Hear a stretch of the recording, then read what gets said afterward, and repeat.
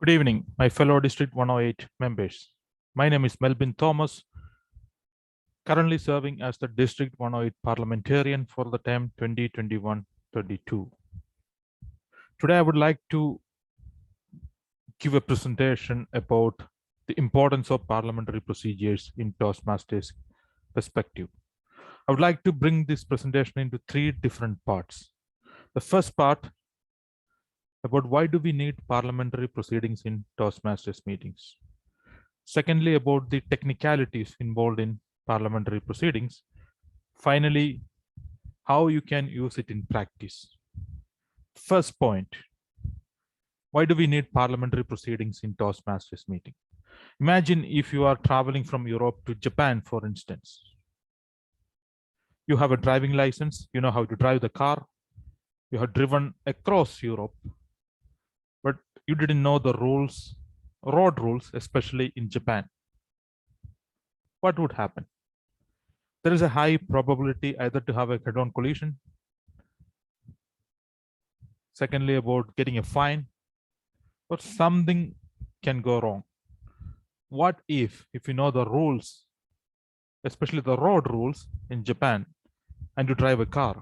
All these probabilities I mentioned will not occur. The chances are less. Similarly, in a Toastmasters contest, if you understand the parliamentary proceedings, which can definitely help everyone in terms of members' perspective to have more engagement towards decision making, that is the most important point. Willingness of more members to serve as officers and committee chairmen. If you understand the rules, you may have a lot of points to contribute towards the betterment of the district. Another important point, the rule of majority and protection of minority. Very important point. Finally, about promoting the courtesy, justice, impartiality, and equality.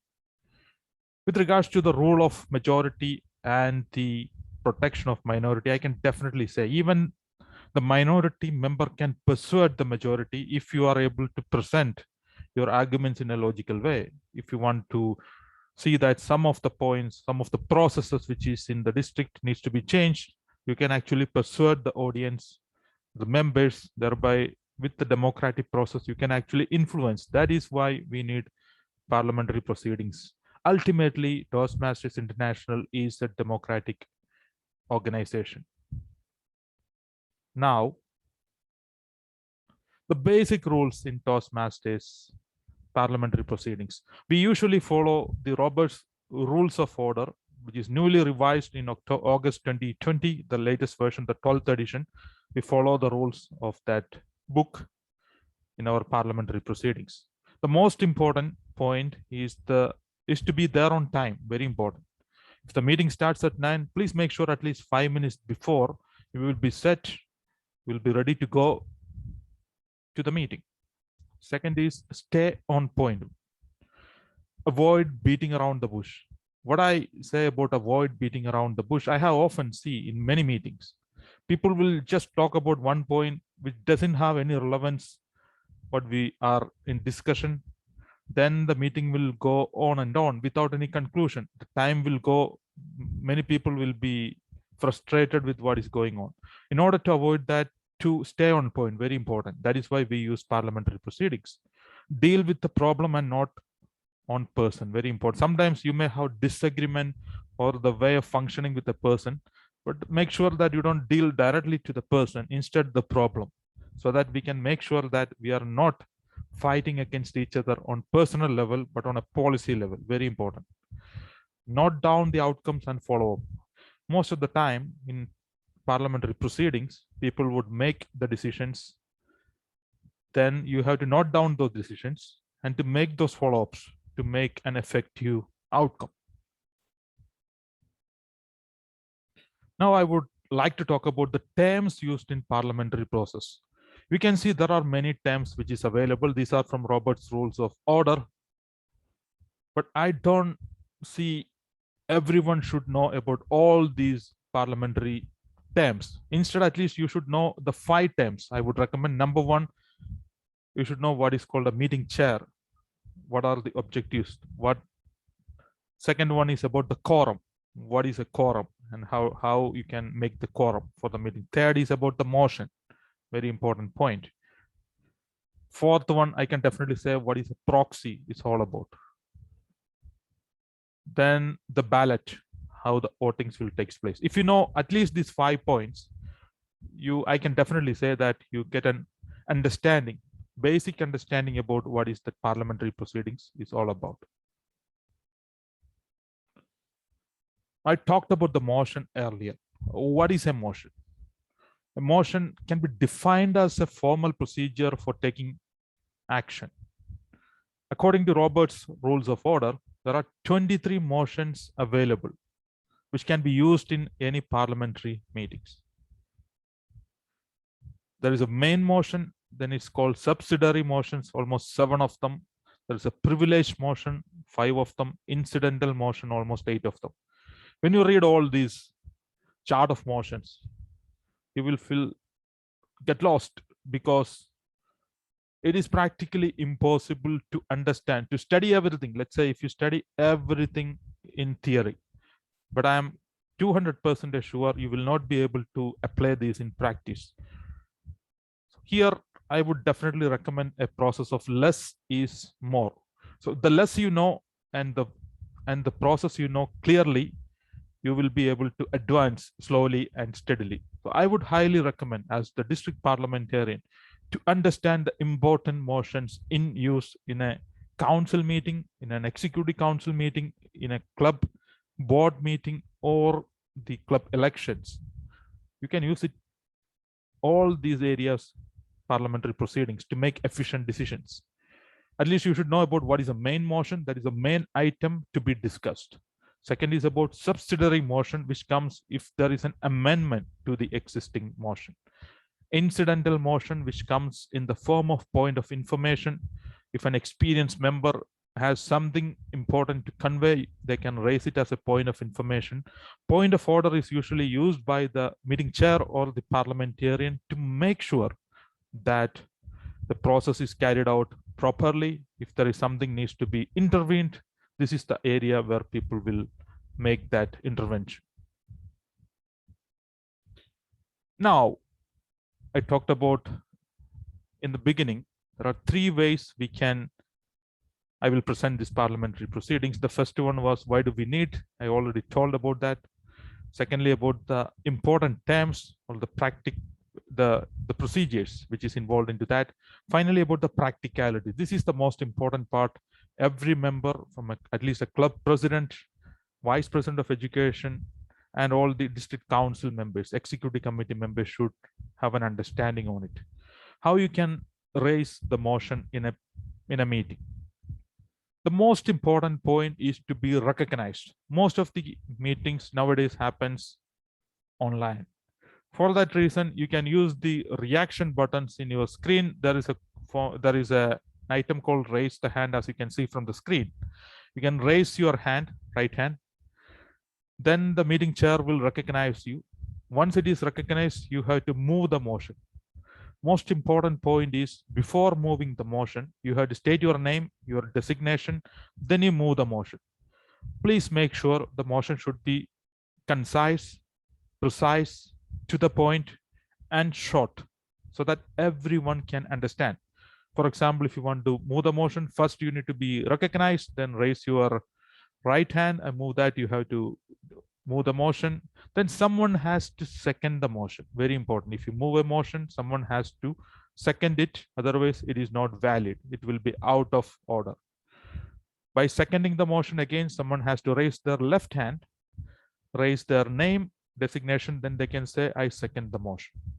Now the chair will repeat the same once again. Then the chair will open the floor for discussions. There will be a discussion. People can ask question, why do we raise that motion? There will be back and forth questions. Here, the very important basic rule, which I said in the beginning, is important. Focus on the problem, not on person. You may have disagreements sometimes with the person, but focus on the problem. Very important. Usually, there is no restrictions according to the rule book. The debate can go back and forth until you find a solution, but the chair can intervene to make those suggestions. But in a Toastmaster's perspective, it is recommended to keep it within 10 minutes, the discussions in a sudden motion. Secondly, about avoiding the repetition of same back and forth. Again, the chair can, or the parliamentarian can intervene. Once the chair decides the discussion is over, then there is the next process called proceed to vote. Here, the credential committee chair or the secretary of the meeting will take care of the voting part. Usually in an online meeting, they use the Google form or any other format. Then you can do the voting. There are three options. Number one is opposed, in favor, and abstentions. You can vote in either way. The credential committee chair or the secretary will count the votes and finally make the announcement how many of them voted for the motion, against, and how many of them abstain. Finally, the meeting chair will announce the motion is carried or failed. This is the practical way of raising a motion. Now, I talked about a subsidiary motion in the beginning. It comes in the amendments. For example, if a person raised the main motion, which can be amended, again, the same process will follow. I move to amend. Here again, you can actually raise your hand. You should be recognized. Then you can move to amend the motion. Someone has to second it again. Then the chair repeats the motion. Floor will open for discussion. Then proceeds to vote. Approved. If it's approved, the motion can be amended. If rejected, it can be unchanged. There is a interesting rule. There is only maximum 2 amendments are possible in a main motion. Very important point. Now, I already talked about the time frame, but again, just for the benefit of all the members, the maximum length of a debate can be restricted up to 10 minutes. It is not compulsory, even though. Maximum length of a speaker, 2 minutes. The reason for making all these and the maximum number of speakers, almost 5, without any repetition, 10 minutes of discussion. The reason for restricting the time frame is not to impose something, but to make sure that in Toastmasters, what we practice is the art of communication, how to be a better communicator. If you just beat around the bush without understanding what you are saying, it is a waste of time for everyone who is in that room. Better if you will be well prepared so that you can raise the motion within 2 minutes. If you are well studied about the topic, you can actually present your arguments within that 2 minutes time. That is why we have to make sure that we are recommending this time frame, which can actually make the meetings in a very professional way. Now, I would like to talk about some of the reference materials. These are available. The first 2 are available in Toastmasters.org website, which is available for purchase. I would really encourage each and every club to spend some money to buy these parliamentary procedures, at least the Toastmasters site, to get an overview about that. In my own experience, many people didn't know the parliamentary proceedings. I have visited a couple of clubs, election process, and I noticed many of them didn't really follow the parliamentary rules. They will just do it somehow. But I would encourage, this is not only applicable in a Toastmasters perspective. If you want to have a meeting in your office, you can actually implement the same format to make sure that you make the decisions faster. The majority will make it, but the minority's rights will be protected. It is a very, very democratic process. And if you are interested, you can learn about the history of Robert's Rules of Order, which can be done. I would highly recommend that process as well. Ultimately, it is a learning by doing process. If you read 10 books about Robert's Rules of Order, parliamentarian proceedings, the history of Robert's Rules, you will learn only the theoretical aspects. If you really want to practice and to improve every time, you have to do it in your meetings. So I highly encourage, as the district parliamentarian, and my role this time is to make sure that many people will get an overview idea about parliamentary proceedings. This can definitely help them to make better decision making, better democratic way of decision making, more transparency, which comes from board level until to the district level. This is very important. That is my objective as the parliamentarian. And I encourage and urge each and every member of District 108 to use this process. I hope you got an overview with my presentation.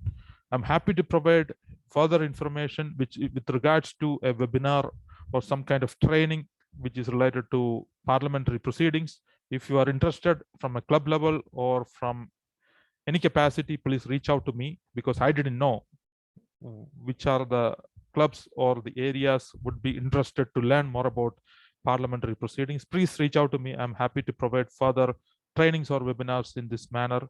And it is a continuous learning process. Let's learn together so that we can make sure that the District 108 will make the decisions in a more democratic manner, which can be a good benchmark for other districts to follow.